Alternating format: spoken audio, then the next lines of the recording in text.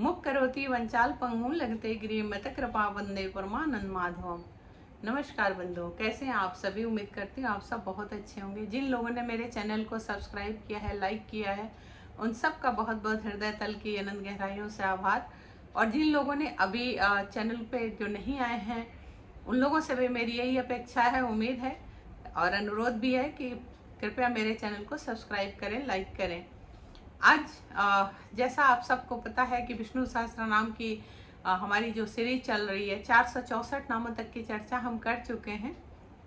आज हम लोग 465वें नाम से भगवान की चर्चा करेंगे। तो मैं अलका सिंह आप सबको आमंत्रित करती हूँ, चलिए भगवान का गुणगान करते हैं, चर्चा करते हैं। भगवान के जो आगे के नाम है, स्वापन सव्यापी, नय का आत्मा, नय का कर्म कृता, वत्सर वत्सल वत्सी, रत्नगर्भा धनेश्वरा। वो हरि जो प्राणियों को अपने हिसाब से सुलाते हैं और जागृत भी करते हैं, जो इस सृष्टि में जीवों को हर तरीके से संभाले हैं, माया से और आत्मज्ञान से जो जागृत करते हैं, इन सब से रहित होने के कारण वो स्वापन हैं।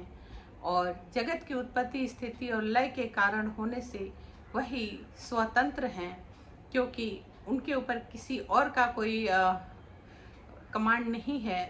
वो हरि जो है वो स्वयं स्वतंत्र हैं, वो जैसा चाहे जब चाहे वो कर सकते हैं, क्योंकि वो तीनों लोगों के स्वामी हैं।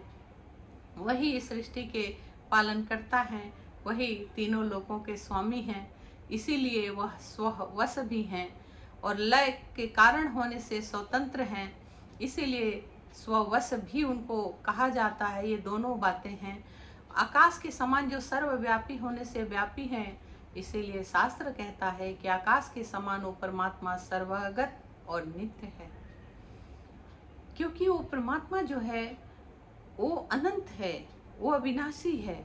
उसका अंत पाना किसी के वश की बात नहीं। देवता भी उनका पार नहीं लगा पा सकते, तो हम जीवों के वश में तो है ही नहीं।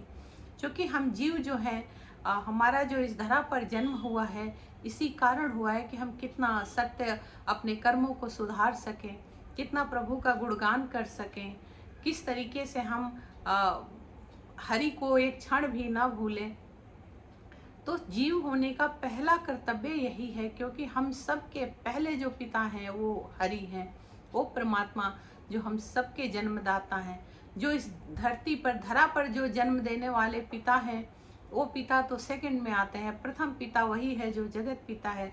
वो जगत पिता सभी का पिता है, हमारे भी पिता है, हमारे पिता के भी पिता, हमारे दादा के भी पिता, हमारे बच्चों के भी पिता। ऐसा करके वो संपूर्ण हमारे जो जो जीव इस जगत में है, जो धरा पर आया है, उस संपूर्ण जगत के वो पिता हैं। तो उनका ध्यान नित्य निरंतर करते रहना चाहिए।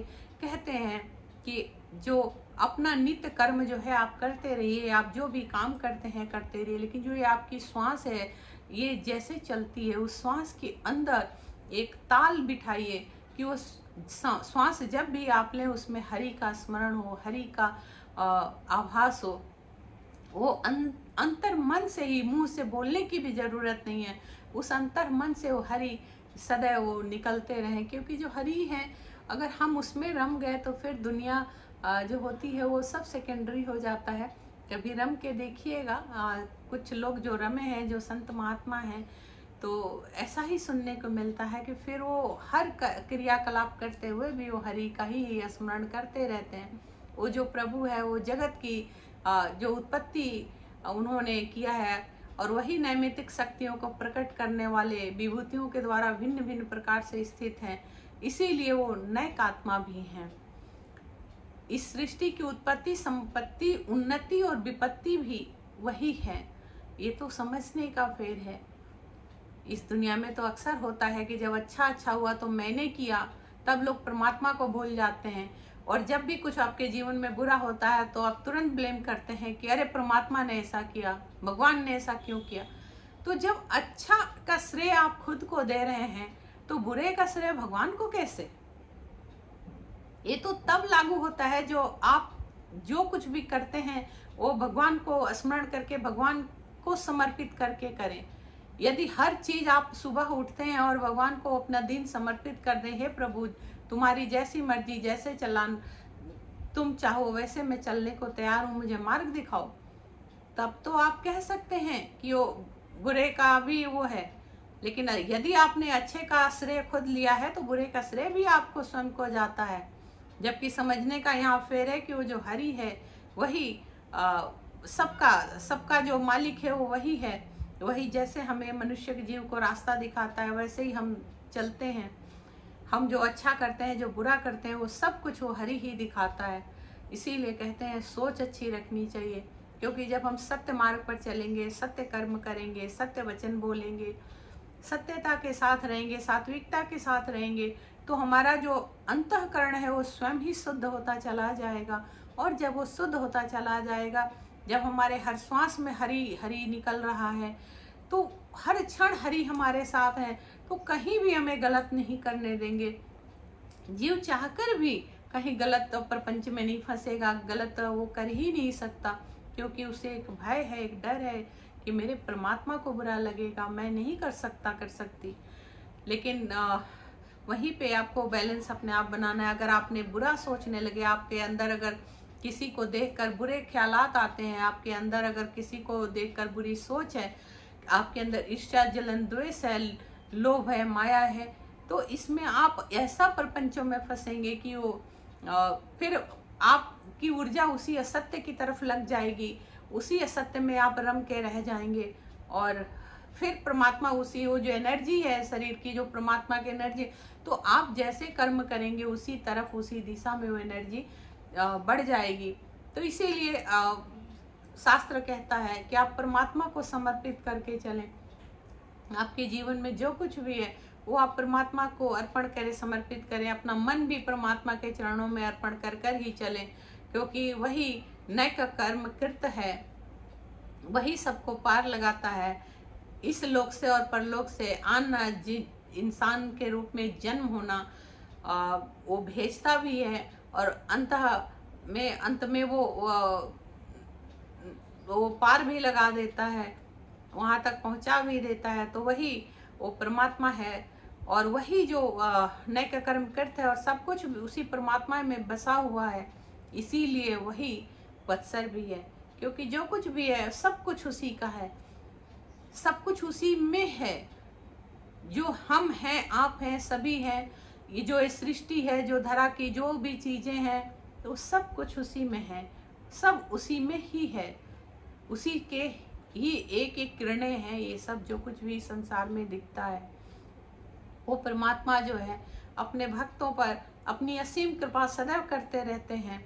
और इसी कारण वो वत्सल भी हैं, क्योंकि वो परमात्मा जब अपने भक्तों पे असीम कृपा करते हैं, वो जो वात्सल्य है, जैसे एक माँ अपने बच्चों पे अपना वात्सल्य लुटाती है, एक माँ अपने बच्चों के ऊपर ममता लुटाती है, वो प्रभु भी जब प्रसन्न रहते हैं अपने भक्तों के क्रियाकलापों से, उसके कर्म से, तो बहुत बहुत प्रेम देते हैं अपने बच्चों को बहुत भर भर के आशीर्वाद देते हैं उस जीव को।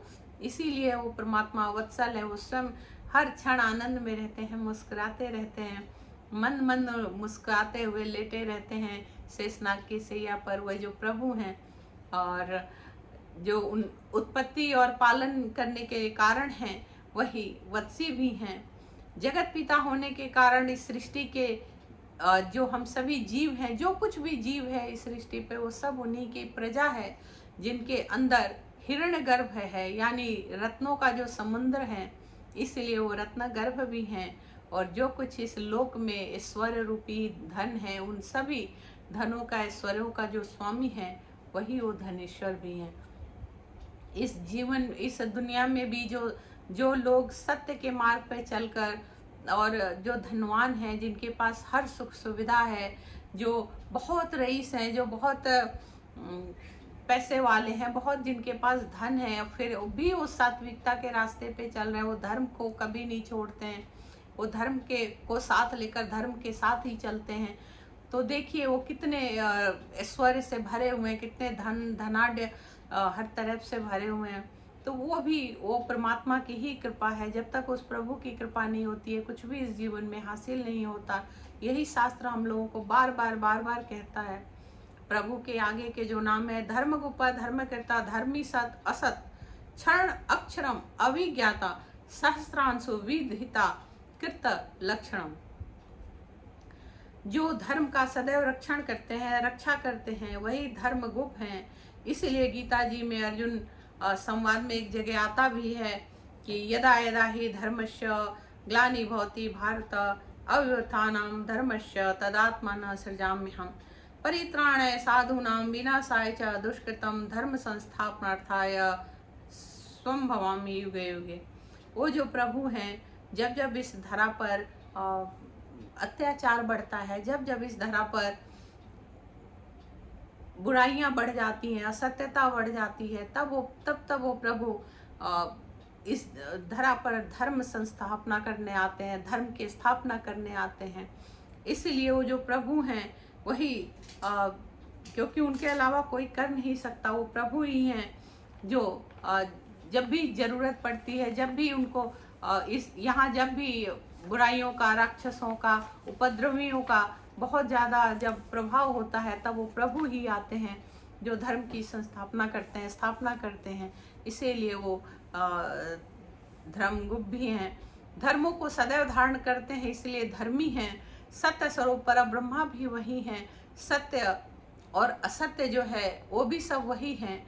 जहाँ जो मनुष्य अपने जीवन को सत्य के मार्ग पर लगा देता है, वहाँ वही सत्य के मार्ग की तरफ बढ़ जाता है, सात्विकता को अपना लेता है, तो वो मनुष्य जो है वो सत्य के मार्ग पर चलते हुए अपने क्रियाकलाप करता है। और जो मनुष्य जो प्रपंचों में पड़ जाता है, सत्य में पड़ जाता है, वहाँ वो प्रपंच ही करता रहता है। जिसने सत्य को अपना लिया वो सात्विकता के साथ सत्य के मार्ग पर चलते हुए और सत्य के ही साथ वो जीवन यापन करता है। जो सात्विकता है उसके अंदर, उसी को वो सब कुछ वो प्रभु को अर्पण करके चलता है। तेरा तुझको अर्पण क्या लागे मेरा, ये भाव रखता है। लेकिन वही जो जीव असत्य के मार्ग पर चले जाते हैं, जिनके अंदर सिर्फ लालच है, झूठ है, फरेब है, धोखा देना है, किसी से कुछ हासिल कर लेना, किसी भी कीमत पे हासिल कर लेना, जो दूसरों को देखकर बुरा सोचते हैं, बुरा चाहते हैं किसी का, तो प्रभु जो एनर्जी है उसके अंदर, वो प्रभु फिर उस एनर्जी को उसी दिशा में लगा देते हैं। तो फिर गलत ही रास्ता पकड़ लेता है और गलत ही चलने लगता है। और सबसे बड़ी विडंबना ये होती है कि जब उसके साथ कुछ बुरा होता है, तब वो कहता है कि भगवान ने ऐसा क्यों किया। भगवान कुछ नहीं करते हैं, भगवान सिर्फ आपको इस धरा पर भेजते हैं कि आप अपने कर्मों को कितना सुधार कर सकते हैं, आप अपनी एनर्जी को किस दिशा में लगा सकते हैं। जब आप अच्छा करते हैं तब तो आप अपने खुद को श्रेय देते हैं, और जब आपके साथ बुरा होता है तो प्रभु कैसे दोषी हो गए। यहाँ सोचने का विषय है। या तो आप शुरू से ही जो कुछ भी कीजिए प्रभु को, हरि को समर्पित कर दीजिए, उस देव को समर्पित करते हुए चलिए, तब तो आपके साथ जब बुरा होता है तो आप कह सकते हो, वहां भी प्रभु को अब गलत नहीं कह सकते, असत्य नहीं कह सकते, क्योंकि हरि ने आप ही के कर्मों के अनुसार आपका जन्म दिया है। और जो भी अगला पिछला जो भी जन्म होता है आपका, आप ही के कर्मों पे वो निर्धारित होता है। तो अपने कर्मों को देखिए, अपने कर्मों को जितना बेहतर से बेहतर आप ठीक से कर सकते हैं उतना बना के रखिए। जितना अच्छे से आप अपने कर्मों का ध्यान रख सकते हैं उसको रखिए, और तब सत्कर्म करते हुए आप हरि के मार्ग दिखाए मार्ग पर बढ़िए। तो देखिए फिर आपके साथ सब अच्छा ही अच्छा होगा। कहते हैं कि जब लोग असत्य बोलते हैं वहाँ वो प्रभु ही उस एनर्जी को असत्य और प्रपंच की तरफ डाल देते हैं। इसीलिए वो जो प्रभु हैं सब भूत अक्षर है, आत्मा में कृतित्व आदि विकल्प विज्ञान कल्पित है। जो जीव वासना के वशीभूत है वो अज्ञानता के लिए, और जो परमात्मा है वही अविज्ञाता है। जो सूर्य के प्रचंड जो किरणें हैं, वास्तव में वो जो किरणें हैं वो भगवान हैं, और वही सहस्त्रांशु है, क्योंकि सहस्त्र नयनों वाले वो जो प्रभु हैं, सहस्त्र नयनों से अपने सहस्त्र प्रकाशित होते हुए किरणों से वो जीव को प्राण ऊर्जा देते हैं। क्योंकि अगर वो सूर्य जो मध्य में है, मध्य में स्थित रहते हैं, लेकिन सूर्य की जो किरणें हैं वो असंख्य रूप में निकल रही हैं और वो पृथ्वी पर आ रही हैं, जीव को प्राण ऊर्जा दे रही हैं। जो भी जीव से लेकर आप कुछ भी देख लीजिए, फसल देख लीजिए, जो भी जीव जंतु, इंसान, जीव का मतलब सिर्फ मनुष्य ही नहीं, सभी जीवों को प्राण ऊर्जा दे रही है। तो परमात्मा है जो खुद तपते हैं फिर भी स्थिर रहते हैं, और तब वो अपनी प्रजा को वो प्राण ऊर्जा देते हैं। वो ईश्वर जो है वो समस्त जगत को धारण किए रहते हैं, इसीलिए उनको विधाता भी कहते हैं। नित्य सिद्ध चैतन्य स्वरूप होने के कारण कृत लक्षण है, जिसने सभी शास्त्रों की रचना की कराई, वही जनार्दन है। वो परमात्मा सोचने का विषय है कि सूर्य स्वयं स्थिर रहते हैं, लेकिन उनकी किरणें सर्वत्र फैली रहती हैं। शास्त्र शिक्षा देता है कि जो हम जीव हैं, जो मनुष्य हैं, जिनके पास विवेक बुद्धि है, क्योंकि ये विवेक बुद्धि जो है मनुष्यों के पास ही होती है, जीव जंतु जानवर के अंदर तो नहीं होती है। तो हम मनुष्यों को परमात्मा के वचन को शास्त्र द्वारा जीव तक पहुंचाया जाता है कि आप अपने कर्मों पे विशेष ध्यान दीजिए। सब ले दे के जो खेल है वो आपके कर्मों का ही है। जो इतना शास्त्र जो चीख चीख के कहता है वो कर्मों को ही इंगित करता है कि आप अपने कर्मों को बहुत अच्छे से रखें, बहुत बढ़िया से आप अपने कर्मों पे ध्यान दें, क्योंकि कर्म ही आपके जीवन के रूपरेखा तय करते हैं। जिस तरह से सूर्य स्थिर रहकर भी सबको रोशनी देते, प्रकाश देते हैं, लेकिन उनको घमंड नहीं होता, उनको अहंकार नहीं होता, वो कहीं किसी में भेदभाव नहीं करते, वो सबको एक समान समझते हैं, सबको एक समान अपने किरणों से प्रकाशित करते हैं। लेकिन हम जीव क्या करते हैं? हम जीव कितना भेदभाव करते हैं इस दुनिया में। ये तेरा, ये मेरा, ये मैं अमीर, वो तू गरीब, अमीर है तो बहुत बड़ा, गरीब है तो कीड़ा मकोड़ा, ऐसा नहीं होता है। ये शूद्र है, ये वैश्य है, ये पंडित है, ये ठाकुर है, कितनी भेदभाव है हमारे अंदर। हमें इन विचारों से थोड़ा ऊपर उठने की जरूरत है, कि सूर्य की भांति बनने की जरूरत है। हम बहुत प्रकाश नहीं फैला सकते, लेकिन हम जहाँ रहें कम से कम वहाँ अंधेरा ना हो, हमारे आसपास अंधेरा ना हो। कम से कम अपने ज्ञान का इतना प्रकाश तो हमें जरूर फैलाना चाहिए कि हमारे ज्ञान, हम हमारे दिखाए रास्ते पे चल के कुछ जीव, उनका जीवन प्रकाशित हो सके। कुछ जीव जो अंधकार में पड़े हुए हैं, गुरूर में पड़े हुए हैं, जो ईर्ष्या जलन द्वेष के अंदर पड़े हुए हैं, तेरा मेरा करके बैठे, वो सभी एक स्वर में बोले, तेरा तुझको अर्पण क्या लागे मेरा। तो हम ये प्रयास तो कर ही सकते हैं। अमूमन मैंने कई बार कहा है कि जीव को हारना नहीं चाहिए। हम एक चिड़िया के चोंच के एक बूंद बराबर भी अगर किसी के काम आ सकते हैं तो जरूर आना चाहिए। हमें हमारे अंदर जो ज्ञान है उसको जरूर, वो अच्छा ज्ञान है तो दूसरों के साथ बांटना चाहिए। शास्त्र हमसे यही कहता है, बार बार मैंने कहा है, अध्ययन करिए, नहीं कर सकते कोई बात नहीं, श्रवण कीजिए।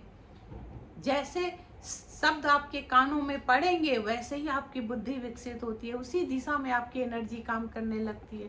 अगर आपसे कोई निगेटिव बात कर दे, आप देखिए कभी आजमा कर, 24 घंटे आपके दिमाग पे वही चलता रहेगा, वही उल्टी सीधी बातें चलती रहेंगी। लेकिन अगर वहीं आपने कोई भजन किया, अगर हरि नाम किया, हरि चर्चा कानों में पड़ गई, तो देखिए मन कितना प्रफुल्लित हो जाता है, कितना प्रसन्न हो जाता है। फिर हम हर जगह हरि का ही स्मरण करते रहते हैं, हरि का ही जाप, मतलब हरि में ही हम लोग लीन हो जाते हैं। तो ये यहाँ सिर्फ एनर्जी काम करती है, इसलिए जरूर इसका ध्यान रखें। आगे प्रभु के नाम है, गव स्तनेमी स्थवसा सिंह भूत महेश्वर आदि देव महादेव देवेश देव वृद्ध गुरु। वो जो परमात्मा है वो परमात्मा ही वेद है, उन्होंने ही वेद की रचना कराई है, वेद को उन्होंने ही वही माध्यम है सुनाने का। इसीलिए हमारे शास्त्र कहते हैं कि हर तरफ यानी सर्वत्र सूर्य की किरणें जैसे प्रकाशित होती रहती हैं। सूर्य बीच में स्थित है, वही हरि, वही गवस्तनेमी है। जो हर प्राणी में स्थित है वही सत्य वस्त है, सिंह के समान पराक्रमी है, सत्यभामा के समान नृ आता, नृ शब्द, निशब्द नहीं है, निशब्द। लोप होने से नरसिंह ही है, अति महान ईश्वर है, वही भूत महेश्वर है। भगवान सभी भूतों को ग्रहण किए रहने के कारण वो आदि देव हैं और वही समस्त भावों को छोड़कर अपने महान योग और ईश्वर से महिमान्वित हैं, इसीलिए उनको महादेव भी कहते हैं। वो देवों के देव हैं, वो महादेव हैं। वो सृष्टि को बैलेंस बना के रखते हैं।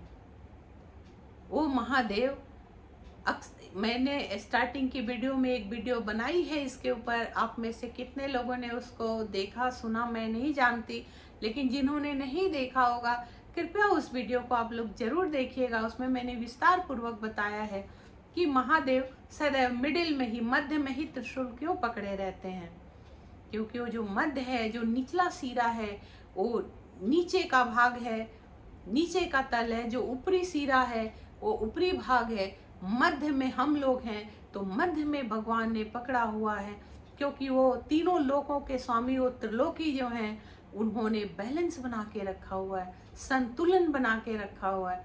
यदि सोचिए अगर सृष्टि का संतुलन गड़बड़ हो जाए तो क्या हश्र होगा, प्रलय आ जाएगा। अगर सृष्टि का संतुलन गड़बड़ हो जाए, हम एक परिवार तो संभाल नहीं पा रहे, खुद को स्वयं को तो हम लोग संभाल नहीं पा रहे, वो परमात्मा जो तीनों लोगों को संभाले हुए हैं, कितना संतुलन बना के रखे हुए हैं। और देखिए त्रिशूल में 3 ही उनके पॉइंट्स होते हैं, वो 3 ही है। और त्रिशूल का एक निचला भाग, एक ऊपरी भाग, एक मध्य, वो भी 3 ही है। ये देव भी 3 ही है। तो इन 3 का जो कॉम्बिनेशन है, जो 3 का जो गुणांक है, ये बहुत कुछ कहता है। तो कृपया जो भी हमारे भगवान के द्वारा जो जीव हैं, उनको भी अपने धर्म का यथाविधि पालन करना चाहिए। कहते हैं वो जो महादेव हैं, सभी देवताओं में प्रधान होने से वो देवेश हैं, यही परमात्मा सभी देवों का भी पालन करते हैं, इसीलिए वो इंद्र देव वृत्त हैं, और सभी का शासक होने से देव वृद्ध गुरु हैं, वही परमात्मा भरण करने वाले हैं, हर विद्या के ज्ञाता हैं, वही देवताओं के गुरु हैं। एक चीज मैं क्लियर कर दूं, कभी भी मन में संशय ना रखें कि कृष्ण अलग हैं, राम अलग हैं, विष्णु अलग हैं। ये एक ही स्वरूप हैं। जिस तरीके से माँ भगवती जो हैं वो मूल में एक ही हैं, उनके स्वरूप अनेक हैं, उसी तरह भगवान जो है एक ही हैं, उनके स्वरूप अलग हैं। जैसे एक आदमी के कई रूप होते हैं। किसी ने कहा है कि हर आदमी के अंदर होते हैं 10-20 आदमी। तो जो 10-20 आदमी हैं उनको हर रूप में आप देखिए, जैसे घर के अंदर एक फैमिली के अंदर देखिए एक बेटी है या किसी का बेटा है, तो कोई पिता है, वो कहीं पे वो पिता है, कहीं वो बेटा है, कहीं वो पुत्र है, कहीं वो भाई है। उसी तरीके से हमारे ये देवताओं के भी स्वरूप हैं। तो इनमें भेदभाव हमें नहीं करना चाहिए। जो शास्त्र है उसको अध्ययन करना चाहिए, उसमें कुछ बेहतर और निकालना चाहिए, कुछ उस पर अपने विचार को रखना चाहिए। ये जरूरी नहीं है कि जो कुछ भी आपने पढ़ लिया बस वही सत्य हो गया। ना पहले सब कुछ सत्य था, ना आज सब कुछ सत्य है, ना पहले सब असत्य था, ना आज सब असत्य है। हमें जहाँ हम जैसे हैं, ना हम बहुत अच्छे हैं, ना आप बहुत बुरे हैं, ना आप बहुत अच्छे हैं, ना हम बहुत बुरे हैं, इस भाव को लेकर हम जीव को चलना चाहिए। जहाँ से हमें अच्छा मिले वो ग्रहण कर लेना चाहिए। जहाँ हमें लगे कि ये हमारे लिए ठीक नहीं है, बुरा है, कुछ ऐसी चीजें नहीं है, उसमें कोई तत्व नहीं, तो वहीं छोड़ देना चाहिए। कहीं कोई किसी की बुराई कर रहा है, आप वहीं छोड़ दीजिए, आगे बढ़ जाइए। जरूरी नहीं है कि अगर कोई प्रपंच कर रहा है तो आप भी उसमें हाँ जी करें। आप वहां से अलग हो जाइए, अपने को अलग कर लीजिए। एक बार प्रयास कीजिए उसको समझाने का, अपनी बातों को रखने का, कि अगर नहीं समझता अगला तो आप बहुत उसमें माथापच्ची ना करें, आप स्वयं को अलग कर ले। कम से कम आप उन पापों के आप तो भागीदार नहीं बनेंगे, इसलिए अपने कर्मों पे आपको विशेष ध्यान देना चाहिए। क्योंकि वो जो देवताओं गुरु हैं वो तो सर्वश्रेय हैं। उत्तर गोप्ती गोप्ता ज्ञान गम्य पुरातना शरीर भृत भोक्ता कपिंद्र भूर दक्षिणम। जन्म मृत्यु से जो ऊपर है इसलिए वो उत्तर है। जो गायों की सेवा करने से या गायों के स्वामी होने से वो गोपति हैं। जो समस्त लोगों के सभी जीवों के पालन करता है, रक्षक हैं, इसीलिए वो गुप्ता हैं। जो कर्म और ज्ञान के लिए भी पूजे जाते हैं, इसीलिए वो ज्ञान गम्य हैं। वो जो भगवान हैं जिन्होंने गायों की भी सोचिए, गायों का भी उन्होंने रक्षा किया, गायों को भी उन्होंने उनका किस तरीके से उन्होंने एक उंगली पे गोवर्धन को धारण किया, किस तरीके से इंद्र के प्रकोप से बचाने के लिए गायों की रक्षा की। तो वो जो अनंत है, वो जो ईश्वर है जो सर्वव्यापक है, उसकी तो कहीं भी किसी चीज से हम तुलना ही नहीं कर सकते, जो अतुलनीय है। वो जो शेषनाग की सैया पर लेटे हुए जो मंद मंद मुस्कान से हम सदैव आनंद में रहते हैं, उनको देखकर हम जीवों को कुछ सीखना चाहिए कि जो तीनों लोगों को संभाले हुए हैं, तीनों लोगों में जो संतुलन बना के रखे हुए हैं, और फिर भी इतने झंझावत के बाद भी वो मंद मंद मुस्कुराते रहते हैं। उनके चेहरे पे कोई सिकन नहीं है, कोई थकावट नहीं है, कोई उनके अंदर क्रोध नहीं है, कितना प्रेम से आनंद में भरे रहते हैं वो। उनको उनके अगर हम लोग विग्रह को देख लेते हैं, कहीं कोई फोटो देख लेते हैं, तो एक अंदर से आनंद आता है, अंदर से रोमांच आता है। तो उस प्रभु के मन मन मुस्कानों को हम जीवों को अपने अंदर धारण करना चाहिए, उस प्रभु से कुछ सीखना चाहिए, देखकर सीखना चाहिए। क्योंकि इतना सब होने के बाद वो मुस्कुराते रहते हैं, तो हम जीव क्या नहीं कर सकते? क्या ये कोई इतनी कठिन बात है? बिल्कुल नहीं, बहुत आसान है। बस हमें अपने अंदर हम कितना उसको ढाल सकते हैं, अपने आप को कितना बेहतर बना सकते हैं, ये हम पे निर्भर करता है। कहते हैं सभी जगह जो सर्वत्र सभी भूतों को जीतते हैं, इसीलिए वो जय हैं। जिनका सानिध्य भक्त को प्राप्त होता है वही सत्य संकल्प है। वेदों के अनुसार सत्य संध है। जो कुछ सृष्टि में जीव दान करता है, जिसके लिए दान करता है वही दर्शा है, और जीवों के सभी अपराध को जो क्षमा कर देते हैं वही सात्वंता पति हैं, वही शाश्वत हैं। वो प्रभु, वो हरि, आप सोचिए कि वो जो सर्वत्र हैं, वो कैसे सब कुछ संभाल कर चलते हैं।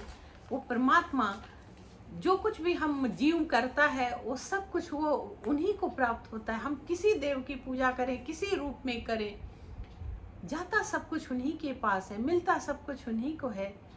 काल से परिच्छिन्न होने के कारण सबसे पहले भी वो रहते थे, इसीलिए वो पुरातन हैं। वही शरीर की रचना करते हैं, वही प्राण रूप से पालन करते हैं, इसीलिए वही शरीर भूत भृत हैं।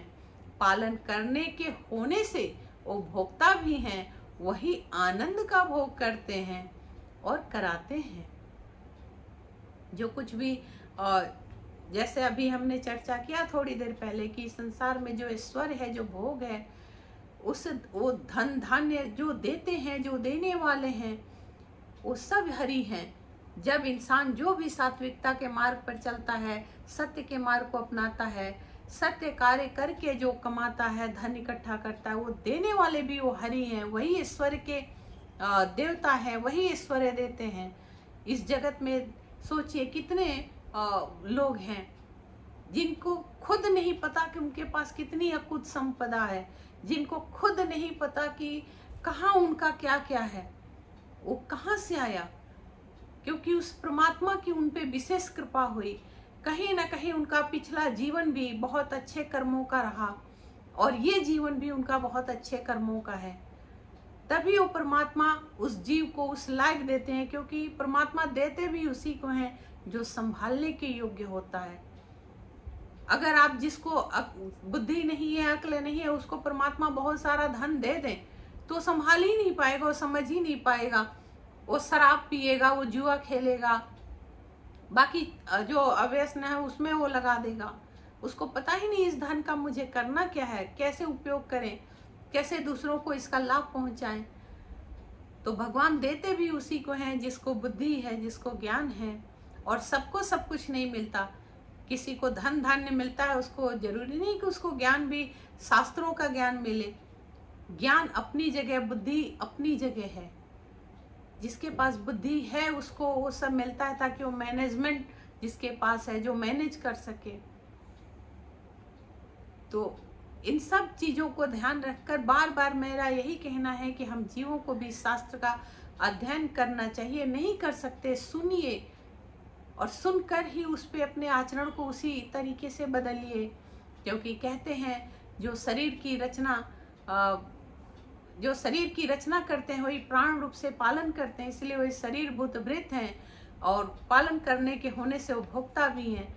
तो जो जिसने जीव दिया है वही भोगने के लिए हमें वो सब कुछ ऐश्वर्य भी देता है, वही हमारे जीवन में खुशियाँ देता है, आनंद देता है, आनंद कराता है, क्योंकि मालिक वही है, हम सब उसकी प्रजा हैं।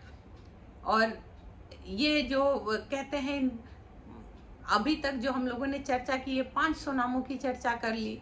अब आगे इनकी चर्चा वराह रूप धारण करने के कारण वही कपिंद्र हैं, वही धर्म मर्यादा यज्ञ अनुष्ठान है, और यज्ञ अनुष्ठान करते हुए धर्म मर्यादा का पालन करते हुए समय वही जहाँ धर्म मर्यादा होती है वहीं वो भूरी दक्षिणम है, वही वो भूरी दक्षिण है। सोमापमृत तपसोमपुरीता पुरुषोत्तम विनय जय सत्य संधा दर साहसत्वंतापति। समस्त यज्ञों में जो पूजनीय है, जो देवता रूप से जो सोमपान करते हैं वो सोमप हैं। यजमान रूप से धर्म मर्यादा जो दिखलाते हैं, अपने आत्म रूप अमृत का पान कराने के कारण वो अमृत रूप हैं। चंद्रमा से औषधियों का जो पोषण कराते हैं, इसीलिए वह सोम है। सोम कहते हैं चंद्रमा को, चाहे आप चंद्र कहिए, चाहे सोम कहिए, शशि कहिए, बहुत सारे नाम हैं चंद्र के। तो वही वो सोम हैं जो सर्वत्र जीतते हैं, इसीलिए वो पुरोजित हैं, क्योंकि उनको हराने वाला कोई नहीं है। जो विश्व रूप से होने से पुरु हैं और सत्य होने से पुरुषोत्तम हैं, दुष्टों को दंड देते हैं, इसीलिए वो विनय हैं। वो परमात्मा जो हैं, जो सर्वत्र हैं, जो हमारे जीवन में, जो जीवों के जीवन में भी जो जीतने की प्रवृत्ति देते हैं, वो भी वो परमात्मा देते हैं। जो हारने की प्रवृत्ति है, हमारी एनर्जी, अभी हमने थोड़ी देर पहले जिक्र किया कि काम सारी हमारी एनर्जी करती है। तो हम जैसा जिस दिशा में सोचते हैं, हमारी एनर्जी उसी दिशा में चल पड़ती है। अगर हमने गलत सोचा तो हमारी एनर्जी गलत दिशा में काम करेगी, यदि हमने अच्छा सोचा तो हमारी एनर्जी अच्छी दिशा में काम करेगी। करने और कराने वाले वो परमात्मा हैं। तो यहाँ जीव को विशेष ध्यान देना चाहिए अपने सिर्फ कर्मों पे। जब हम अच्छे कर्म करेंगे, अच्छी तरीके से अपनी सोच रखेंगे, तो हम वैसा ही कर्म जब करेंगे तो प्रभु का आशीर्वाद हमें प्राप्त होगा, उस परम पिता परमेश्वर की कृपा हमें प्राप्त होगी। वैसे ही हमारी बुद्धि होगी, वैसे ही सद्बुद्धि होगी, वैसे ही हम सदमार्ग पर चलेंगे। और अगर हमने लालच, लोभ और ईर्ष्या, जलन, द्वेष, धोखा, इन सब चीज़ों को देख लिया, बहुत जल्दी बड़े बनने की लालसा ले पाली कि हमें तो बहुत जल्दी अमीर बनना है, बहुत जल्दी सब कुछ सर्वस्व चाहिए, हमें सारा ऐश्वर्य चाहिए, तो फिर हम क्या करेंगे? अगर हम उस काबिल नहीं हैं तो हम गलत रास्ता पकड़ लेंगे, और जब गलत रास्ता पकड़ लेंगे वहीं से हमारा पतन शुरू हो जाता है। लेकिन जो सत्य के मार्ग पे चलने वाला व्यक्ति है, बेशक वो धीरे धीरे सहने सहने ऊपर चढ़ता है, सहने सहने वो आगे का अपना एक एक कदम बढ़ाते हुए अपना जीवन यापन करता है, लेकिन उसका कभी क्षय नहीं होता, उसका पतन नहीं होता, वो कभी गर्त में नहीं गिरता, सहने सहने वो ऊपर की तरफ चढ़ता है। और वही जीव जो है, जो सत्य के मार्ग को पे चलते हुए, भले वो धीमे चलता लेकिन वो प्रभु को अति प्रिय है, उसी के कर्म से प्रभु प्रसन्न होते हैं, उसी के तहत वो अगला पिछला जीवन भी उसका सुधारते हैं। इस जीवन में अगर नेक काम किया, अच्छे मार्ग पर चले, बेशक धन थोड़ा कम ही कमाया, रोटी दाल घर की चलती रहे, और इतने में भी वो खुश होकर अगर व्यक्ति रह गया तो निश्चित तौर पे अगला जीवन उसका बहुत अच्छा होता है, क्योंकि उसने सत्य का साथ नहीं छोड़ा। दर्द उठाए उसने, दुख उठाए उसने, तकलीफें झेल ली उसने, लेकिन उसने असत्य को नहीं अपनाया। इसीलिए मेरा सभी से ये अनुरोध रहता है कि अपने कर्मों का विशेष आप ध्यान रखें। कर्म ही हमारा सच्चा साथी है, बाकी नाते रिश्ते सब है वो सब सेकंड नंबर पे आते हैं। कर्म का विशेष ध्यान रखें। आज की विष्णु सहस्त्र नाम की चर्चा यहीं आज हम अपने वाणी को विराम देते हैं। आगे की चर्चा के साथ फिर उपस्थित होंगे। हरे कृष्ण।